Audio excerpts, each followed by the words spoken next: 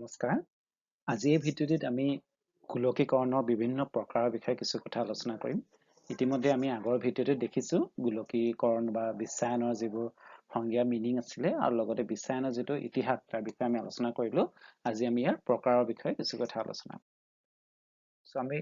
বিশেষকৈ বিভিন্ন ধৰণৰ স্কলাৰসকলে ইয়াত বিভিন্ন ধৰণে ভাগ কৰিছে, কিন্তু মই যিটো ভিডিঅ' আজি বনাইছোঁ তাতে মই 8টাকে ইয়াৰ ভাগ কৰিছোঁ। 8 টাইপছ অফ গ্ল'বেলাইজেশ্যন দেখুওৱা হৈছে। হয়তো বিভিন্ন স্কুলৰ ইয়াত কোনোবাই 3টা কোনোবাই 4টা হিচাপেও তেওঁলোকে গ্ৰহণ কৰে, but we will look into the 8 types of important aspects or types of globalization. বিভিন্ন ধৰণৰ দিশ, ইয়াতে বিভিন্ন ধৰণৰ ৱৰ্ডিং ইউজ কৰিব পাৰোঁ আমি, বিভিন্ন শব্দৰ কুৱেশ্যন আহে। Types of globalization, different dimensions of globalization, aspects of globalization, কিন্তু আমাৰ এনসাৰ একেধৰণে আমি লিখিব লাগিব। সো প্ৰথম আমি যিটো গ্লোবেলাইজেশ্যন বুলি আমি ইয়াত ডিফাইন কৰিছোঁ সেইটো হ'ল ফাইনেন্সিয়েল গ্লোবেলাইজেশ্যন বা যিটো আমি বিত্তীয় গোলকীকৰণ বুলি ক'ব পাৰোঁ। কাৰণ আমি যদি গোলকীকৰণৰ ইতিহাস চাওঁ ন, প্ৰথম অৱস্থাত দুই ধৰণে গোলকীকৰণ আৰম্ভ হৈছিলে। বিত্তীয়ভাৱে যিটো মই আগৰ ভিডিঅ'টোত কৈছিলোঁ, সিল্ক ৰুট বা অন্যান্য ধৰণৰ যিবোৰ বেপাৰ বাণিজ্যৰ যিবোৰ ৰাস্তা আছিলে ন, যাৰ দ্বাৰা বিভিন্ন ট্ৰেডাৰ্ছসকলে মাৰ্চেণ্টসকলে বেপাৰ বাণিজ্য আগবঢ়াই নিছিলে। সো আমি ফাইনেন্সিয়েল আৰু ইকনমিক গ্লোবেলাইজেশ্যন এই দুটা একচুৱেলি আৰম্ভণিতে এই দুই ধৰণে গ্লোবেলাইজেশ্যন আৰম্ভ হৈছিল। সো ফাইনেন্সিয়েল গ্লোবেলাইজেশ্যন বুলি ক'লে আমি কি বুজো? সো আমি দেখিছোঁ আজিৰ তাৰিখত গোটেই বিশ্ব যদি আমি আৰ্থিক জগতখন চাওঁ, বিত্তীয় জগতখন চাওঁ, লাহে লাহে ইউনিফৰ্ম হৈ আছে, একীকৰণ হৈ আছে সিহঁতৰ। এতিয়া আমাৰ ভাৰতৰ ষ্টক এক্সচেঞ্জত যদি কিবা হয়, সেইটো নিউয়ৰ্ক ষ্টক এক্সচেঞ্জ বা জাপানৰ যিটো ষ্টক এক্সচেঞ্জ তাতে প্ৰভাৱ পেলায়। আৰু সহজকৈ যদি আমি বুজিব লগা হয়, আমি এনেকৈ বুজিব পাৰোঁ ন যে আমাৰ যিটো পইচা আছে, এতিয়া ধৰি লওক মোৰ হাতত অলপ ইনভেষ্টমেণ্ট, অলপ কেপিটেল পইচা আছে আৰু মই সেইটো কোনোবা এটা নতুন কোম্পানীত ইনভেষ্ট কৰিব বিচাৰোঁ আৰু কোম্পানীটো হ'ল বেছড ইন কেলিফৰ্ণিয়া USA। তেতিয়াহ'লে মই বৰ বেছি কষ্ট নকৰাকৈ থ্ৰু বা ইণ্টাৰনেটৰ দ্বাৰা বা এই ফাইনেন্সিয়েল মানে যিটো কণ্ডিশ্যন ন, গোটেই ৱৰ্ল্ড ফাইনেন্স যিহেতু ইণ্টিগ্ৰেটেড হৈ আছে ন, চ' এই কাৰণে কি হয়, মই এটা কেলিফৰ্ণিয়া যিকোনো কোম্পানীত ইনভেষ্টমেণ্ট কৰাত মই সহজে কৰিব পাৰিম। বৰ বেছি পেপাৰ ৱৰ্কছৰ দৰকাৰ নাথাকে। চ' একেধৰণে কোনোবা যদি আমেৰিকান কোম্পানীয়ে ভাৰতত ইনভেষ্ট কৰিব বিচাৰে ন, চ' তেওঁলোকে, আমি জানো যে আজিৰ তাৰিখত ভাৰতত বিভিন্ন ধৰণৰ লোকেল ষ্টাৰ্টআপ, তোমালোকে শুনিছাই, ফ্লিপকাৰ্ট, এমাজন অৱশ্যে আমেৰিকান কোম্পানী হয়, মই ফ্লিপকাৰ্টৰ এক্সাম্পল দিওঁ। ফ্লিপকাৰ্টত বহুত চাইনিজ ইনভেষ্টমেণ্ট আছে। একেধৰণে উবৰতো চাইনিজ ইনভেষ্টমেণ্ট আছে। আৰু কিছুমান কোম্পানীত, ইউৰোপিয়ান কোম্পানী জেগুৱাৰত আমাৰ ভাৰতৰ যিটো টাটা কোম্পানী ইনভেষ্ট কৰিছে। চ' এইবোৰ জাষ্ট এটা এক্সাম্পল যে কি ধৰণে আমি দেখিছোঁ একচুৱেলি গোটেই গ্ল'বেলি আমি যদি চাবলৈ যাওঁ, তেতিয়াহ'লে ফাইনেন্সিয়েলি আমি সদায় ইণ্টিগ্ৰেট হৈ আছোঁ ন। লাহে লাহে এনেকুৱা নহয় যে আমাৰ ভাৰতীয় মানুহে যে ফ্ৰান্সত ইনভেষ্ট কৰিব নোৱাৰে বা বহুত ধৰণৰ লিগেল কিছুমান কাম থাকে, তেনেকুৱা নহয়, খুব সহজ হৈ পৰিছে। Because of financial globalisation, because whole world market is integrated now. So' আমি প্ৰায় 2007-08 চনত যিটো আমাৰ এটা মন্দা অৱস্থা হৈছিলে ন, ইউৰোপত হৈছিলে, কিন্তু ভাৰততো ইয়াত প্ৰভাৱ পৰিছিলে বা আফ্ৰিকাতো পৰিছিলে। একেধৰণে ৰিচেণ্টলি যিটো কৰোণা এটা আমি দেখিছোঁ ন, কৰোণা পেণ্ডেমিকৰ কাৰণে আমি দেখিছোঁ যে গোটেই বিশ্ব বজাৰত ইয়াৰ প্ৰভাৱ পৰিছে, because the whole market is integrated. So' সেইটো এটা খুব ইম্পৰ্টেণ্ট এছপেক্ট অফ গ্ল'বেলাইজেশ্যন হয়। চ' তোমালোকে যদি ইয়াতে ছবিত দেখিছা ন, যে আমি লাহে লাহে 1980 চনৰ পৰা 1980ৰ পৰা আমি দেখিছোঁ কেনেকৈ ফ্লাকচুৱেট হৈ আছে। এইটো ব্লু কালাৰটো হ'ল গুডছ ফ্ল'জ, মানে বস্তুখিনি গুডছ, ছাৰ্ভিচ এণ্ড ফাইনেন্স ফ্ল' যদি চাওঁ, ফাইনেন্স বহুত বেছি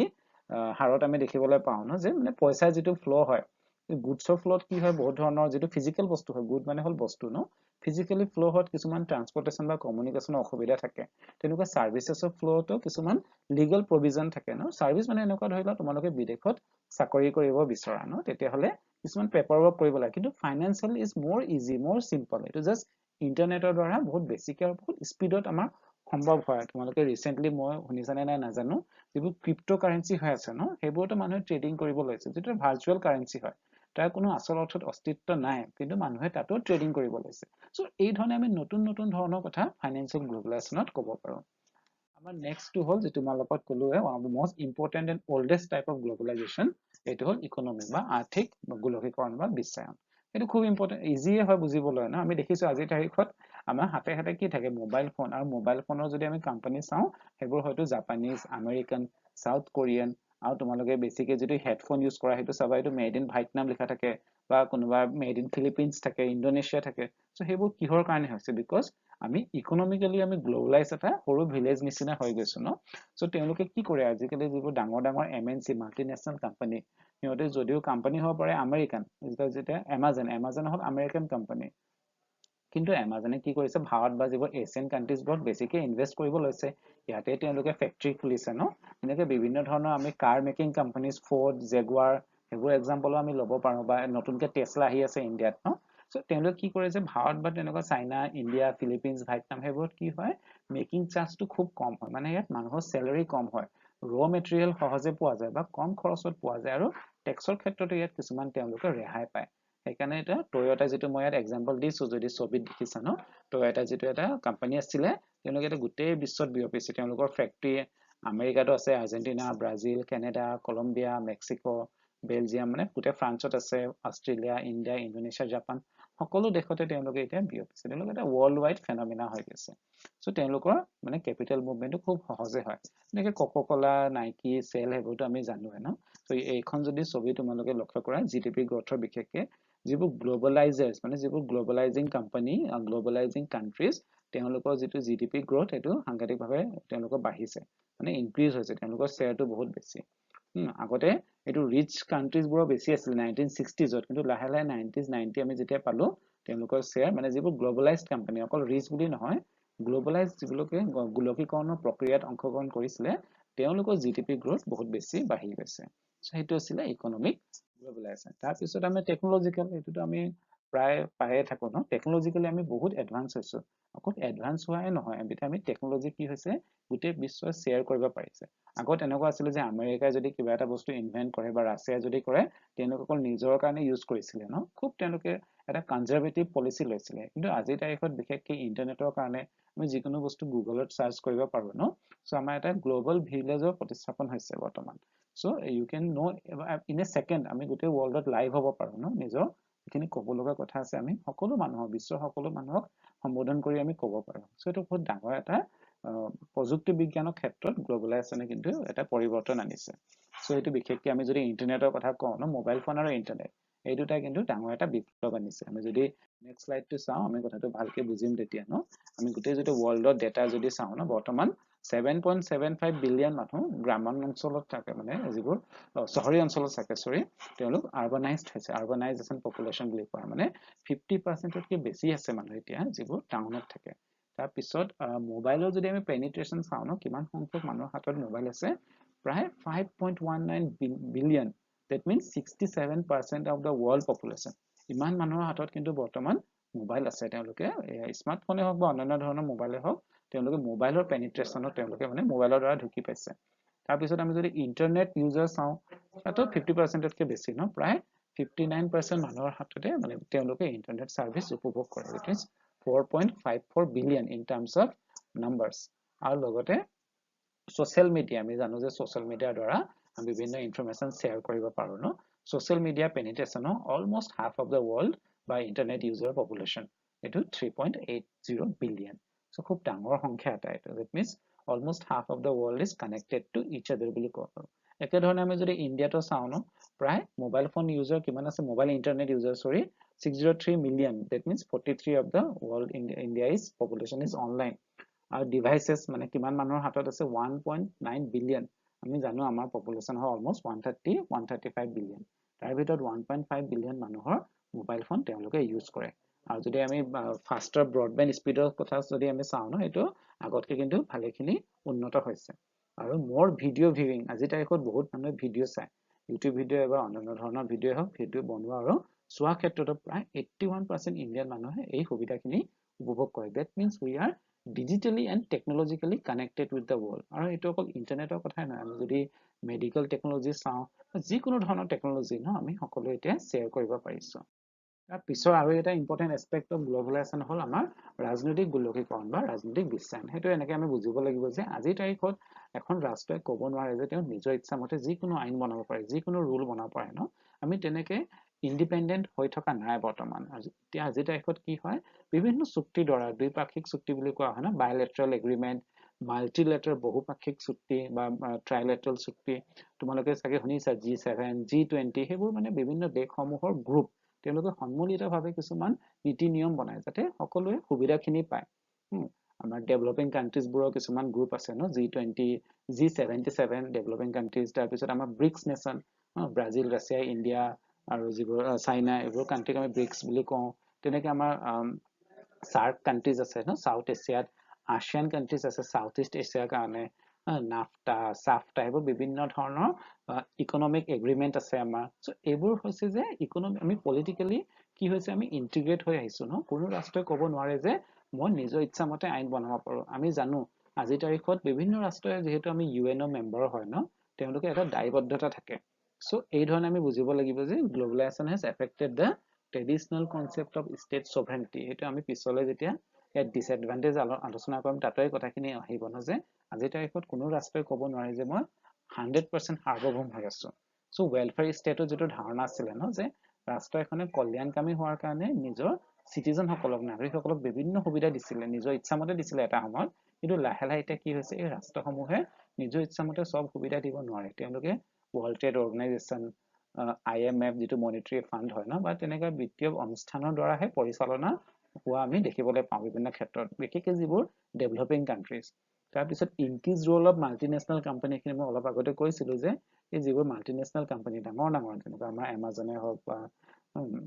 আমাৰ ইণ্ডিয়ান কোম্পানী আছে ন ৰিলায়েন্স আমি দেখিছো ভাৰতৰ ক্ষেত্ৰত আমি যদি চাওঁ বিভিন্ন ক্ষেত্ৰত চৰকাৰৰ কিছুমান বিত্তীয় নীতিত এই ডাঙৰ ডাঙৰ কোম্পানীবোৰৰ কিন্তু হস্তক্ষেপ নাই বুলি আমি ক'ব নোৱাৰো সো এই ক্ষেত্ৰত আমি পাওঁ যে পলিটিক্যালি আমাৰ গ্লোবালাইজেশন হোৱাটো বহুত মানে এটা অত্যাধিক হাৰত বৃদ্ধি হৈছে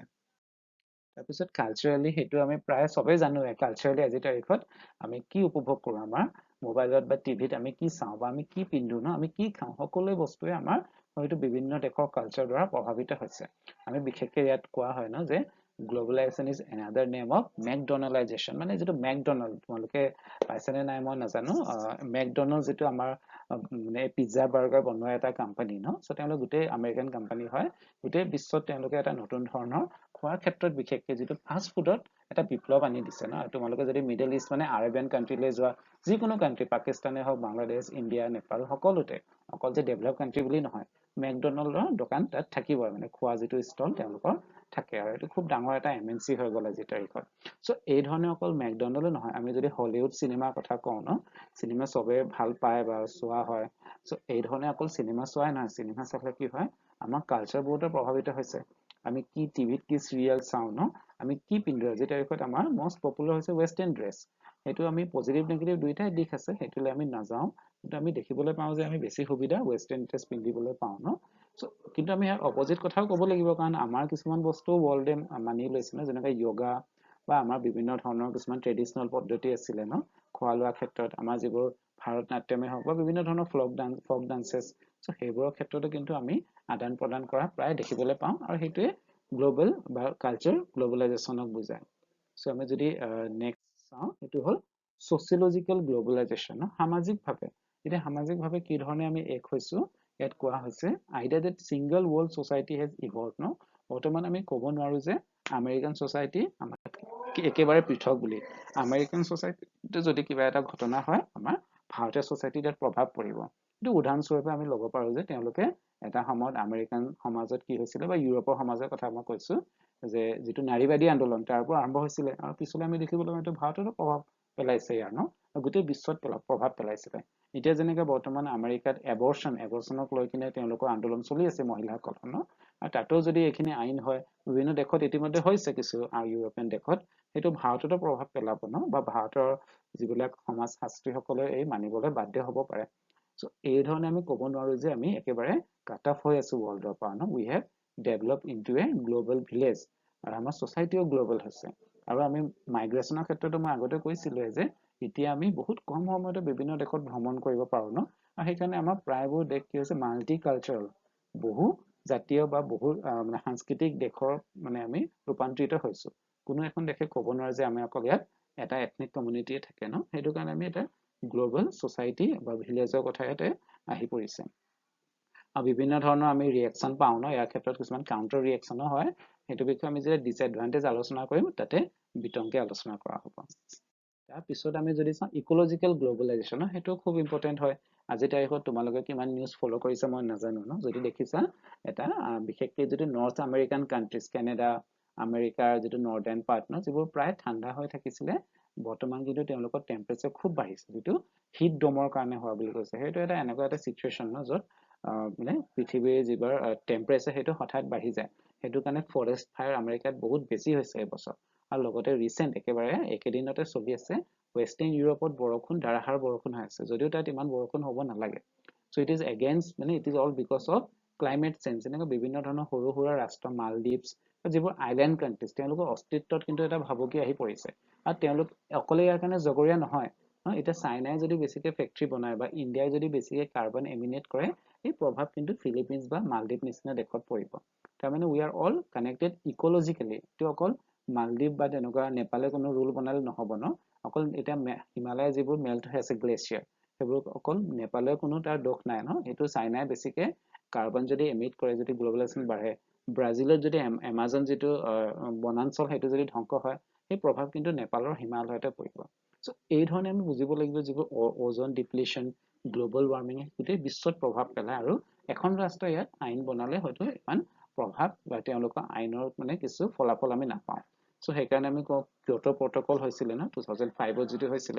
আৰু কিয়োটো প্ৰটোকল বিশেষকৈ হৈছিল কাৰ্বন কমাব লাগে সেই মানে কথাখিনি আলোচনা কৰা হৈছিল কিন্তু বিভিন্ন দেশে কি কৰিলে তেওঁলোকৰ কাৰ্বনৰ যেটো এমিশন মানে এনেকুৱা ধৰিলা ফৰ এক্সাম্পল প্ৰতিখন মানে ৰাষ্ট্ৰ তেওঁলোকৰ according to the population এটা কোটা দিয়া হৈছে যে আপোনালোকে এটা বছৰত ইমানহে কাৰ্বন এমিনেট কৰিব পাৰে আৰু যিবোৰ আন্ডাৰ ডেভেলপ কান্ট্ৰি আছিলে তেওঁলোকৰ যেটো ইমান ইউজ কৰা নহয় ইমান কাৰ্বন ইমান ফ্যাক্টৰি নাই হিহঁতৰ এই হিহঁতৰ কথাখিনি কি হয় ডেভেলপ কান্ট্ৰি কিনি লয় সো সেই ক্ষেত্ৰত কিন্তু ইয়াত কোৱা হৈছে যে এই গুটে পলিচিও আমি ফেইলিয়াৰ বুলি ক'ব পাৰো ন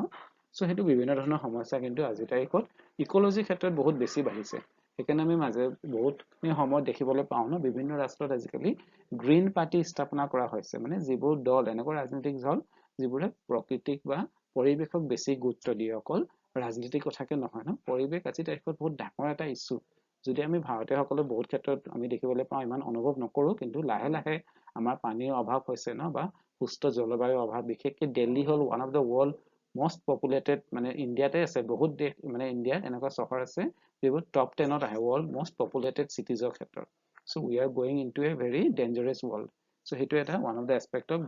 ecological globalization তাৰ পিছত হল অন্তিম geographical globalization ন ভৌগোলিক গোলকীকৰণ বা বিশ্বায়ন হেতু ক্ষেত্ৰত আজি তাৰিখত মই বাৰে বাৰে এইখিনি কথা ইয়াতে দোহৰা হৈছে যে